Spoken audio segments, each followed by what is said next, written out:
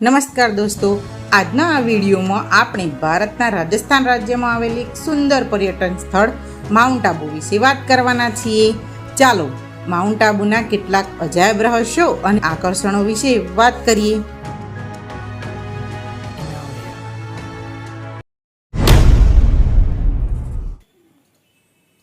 દેલવાડાના મંદિરો. દેલવાડાના મંદિરો જૈન મંદિરો 11મી સદીથી 13મી સદી સુધીમાં બંધાવવામાં આવ્યા હતા. આ ડેરાનું નિર્માણ મર્યાદિત સાધનો અને ખૂબ કઠિન પરિસ્થિતિમાં કરવામાં આવ્યું હતું. કહેવાય છે કે મજૂરોને દૈનિક હિસાબ ચૂકવાતો હતો, જેથી મજૂરોએ શાંતિથી કામ કર્યું. કામમાં વાર લગાડી અને આ અદ્ભુત ડેરા બન્યા, જેમાં કુલ 1015 મંદિરો છે, જેમાં વિમલસા વસી અને લુના વાસાહી મંદિરો પ્રખ્યાત છે. આ અદ્ભુત મંદિરો તેમની અદ્ભુત શિલ્પકામ અને માર્બલ કામ માટે પ્રખ્યાત છે.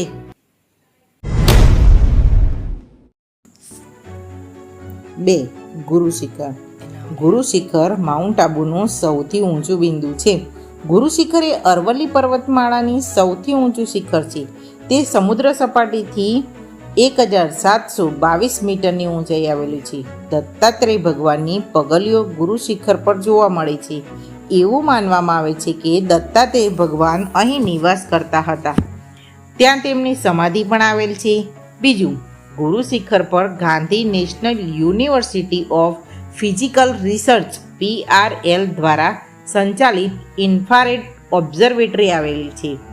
આ ઓબ્ઝર્વેટરી વિશ્વભરમાં પ્રખ્યાત છે અને તેની મદદથી વૈજ્ઞાનિકો બ્રહ્માંડના ભેદો જાણવા માટે સંશોધનો કરે છે. ગુરુ શિખર પર પહોંચવા માટે માઉન્ટ આબુથી મોટર માર્ગે થોડેક દૂર સુધી જઈને પછી પગથી 300 થી 400 સીડીઓ ચડવી પડે છે.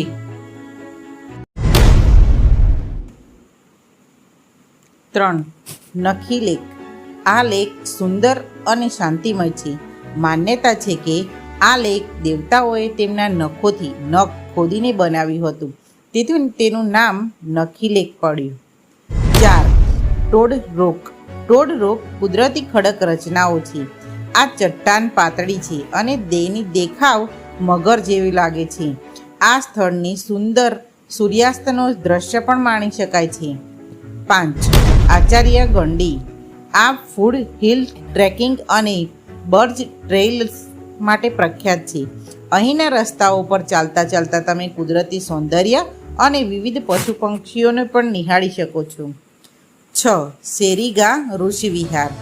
આ એક પ્રખ્યાત બૌદ્ધ મોનેસ્ટ્રી છે, જે બૌદ્ધ મંક્સ તરીકે માટે તાલીમ કેન્દ્ર તરીકે કામ કરે છે.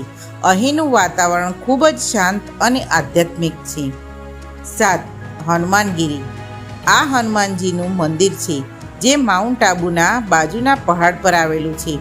અહીંથી જોવા મળતો સૂર્યોદય અને સૂર્યાસ્તનો દ્રશ્ય સુંદર હોય છે. આચરાની માટી. માઉન્ટ આબુમાં એવી માન્યતા છે કે અહીંની માટી ત્વચાના રોગો માટે ઉપચારક છે. ઘણા લોકોએ અહીંની માટીની અનેક ત્વચા સંબંધિત સમસ્યાઓની રાહત મેળવી છે.